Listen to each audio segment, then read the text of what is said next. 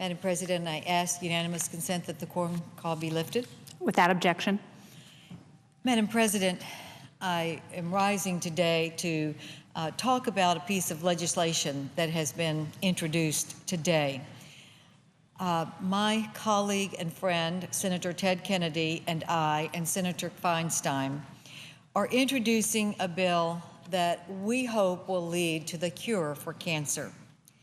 We all know that cancer is a relentless disease. It doesn't discriminate between men and women, wealthy or poor, elderly or young.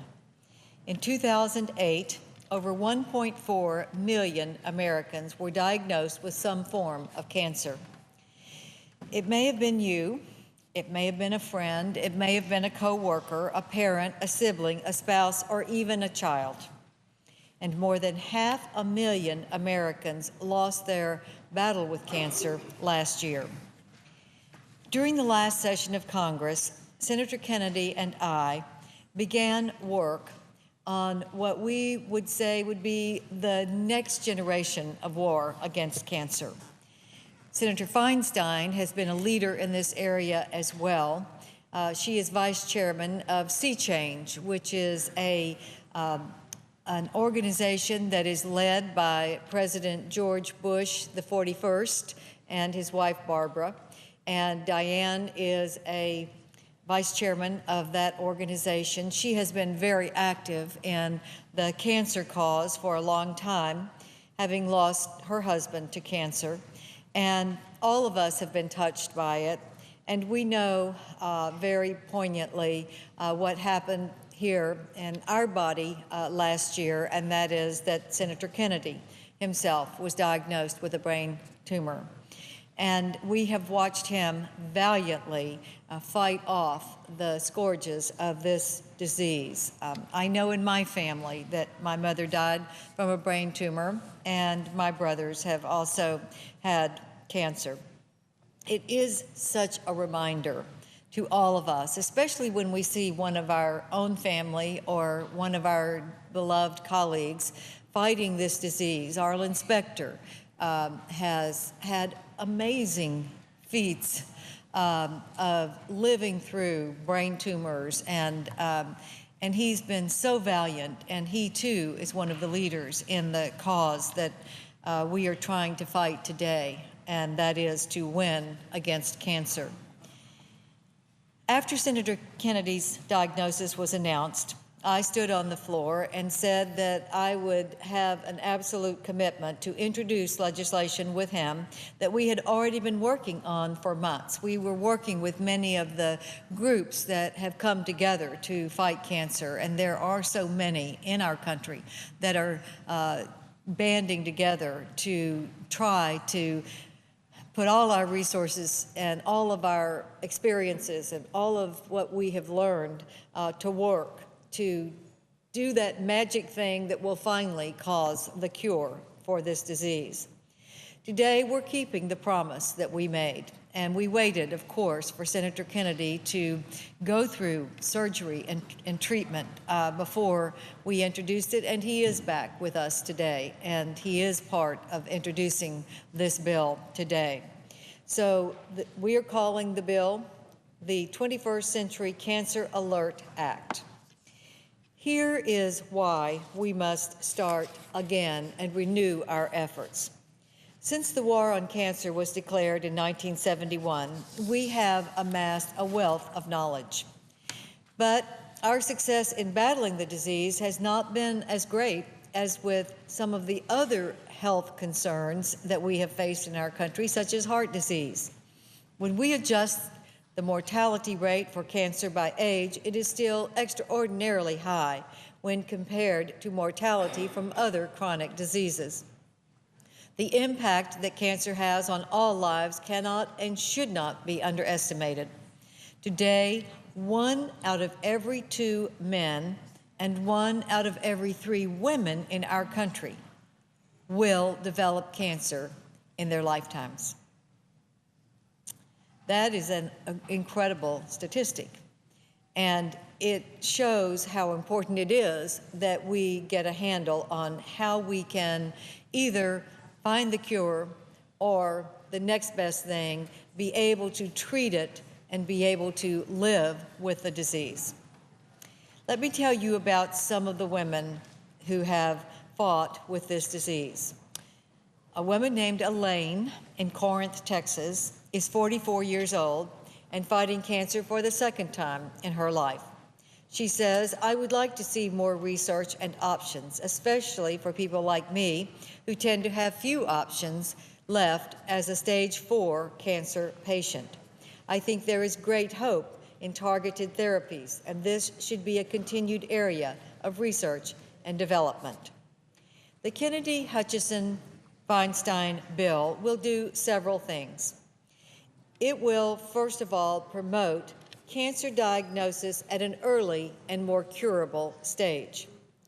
We must encourage the discovery and advancement of early recognition and treatment. One promising research method is the use of biomarkers.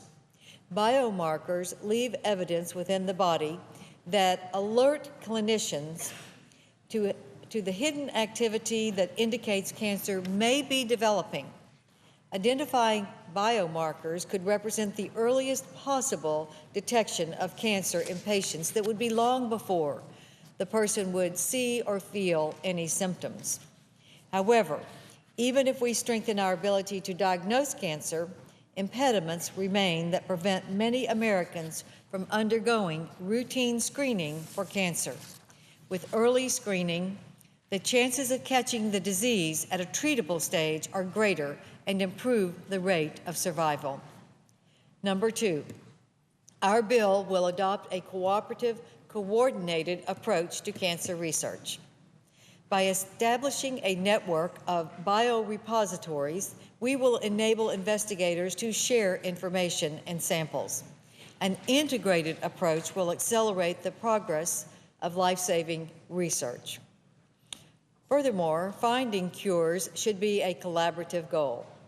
Great research is being done by so many researchers who are not aware of advancements in the trials. We have the research that might be concentrated in one area, but people don't have the communication that we need to know what's going on in another area that might be a help or something that would further the research going on in a different area. The culture of isolated career research must shift toward cooperative strides to achieve breakthroughs. We must encourage all the stakeholders in the war on cancer to work in concert. This is going to be maybe a difficult hurdle, but we must do it. Because if people are just in their own microscope, they're not going to be able to have the full body of knowledge that might be that one thing that sets off the trigger that actually ends cancer as we know it. Next, our bill will increase enrollment in clinical trials. Clinical trials expand treatment options for patients while enabling researchers to explore new methods in prevention, diagnosis, and therapy. They are so valuable because these are the experimental stages of treatment, so that people who sign up, who know that maybe there are risks here, but are willing to try, can help us learn from them what works and what might not work. This is essential for us to make real strides in this war on cancer. One woman who understands the importance of clinical trials is Maria from El Paso. She is participating in a clinical trial, but she says, every day we encounter women who are either unaware of the option for clinical trials or want to participate but do not have access to them. It's not right that some of us have access to the most cutting-edge treatments while others are shut out and left mired in a web of confusion. Less than 5% of the 10 million adults with cancer in the United States participate in clinical trials. We need to raise awareness about clinical trials so that more cancer patients will know that they're available and what they could do and have the full information. Disincentives in the health insurance market to enrolling in clinical trials must be eliminated. And last, as our knowledge of cancer advances and survivors live longer, we must move toward establishing a process of providing comprehensive care planning services. There is great value in arming patients with a treatment plan and a summary of their care once they enter remission. This can help ensure continuity of therapy and to prevent costly, duplicative, or unnecessary services. Together, Senator Kennedy, Senator Feinstein, and I hope that this will be a bipartisan effort to reinvigorate this fight by enacting these necessary changes through legislation. One of the people who will benefit from our bill is Suzanne. After 10 years of treatment for cancer at a cost of over $3 million, Suzanne came to my office this week to show her support for this bill. She said, "I don't want my 2 daughters to go through what I went through. Screening saves lives and money." She's right. Another woman who's been in touch with my office is Jody. At the age of 36, she was diagnosed with cancer.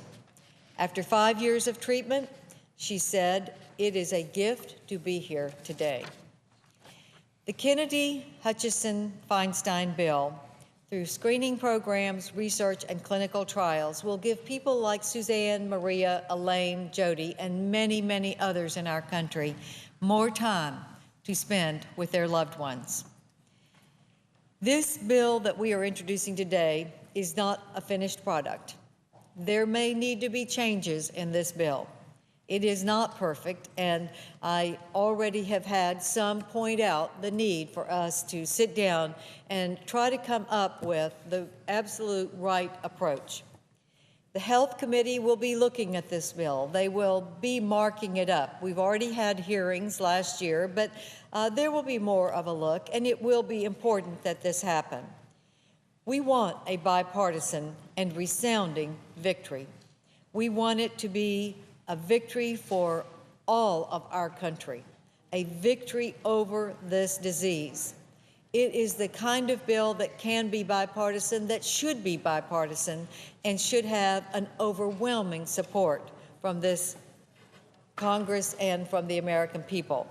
I have, that was given to me today, the Live Strong bracelet. This is from the Lance Armstrong Foundation. Now, we know that Lance Armstrong is a cancer survivor. He is also a hero to many of us because of his wins of the Tour de France. He is the premier bicyclist in the world.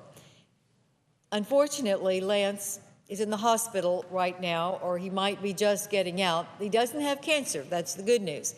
But because he has insisted that he is going back into cycling, he did break his collarbone in about 6 places, apparently.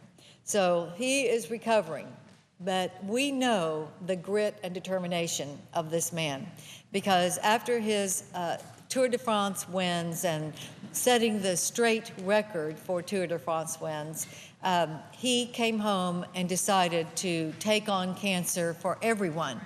He already showed as a role model that it could be defeated, because after his bout with cancer, he went on to win these grueling bicycle races all over the world.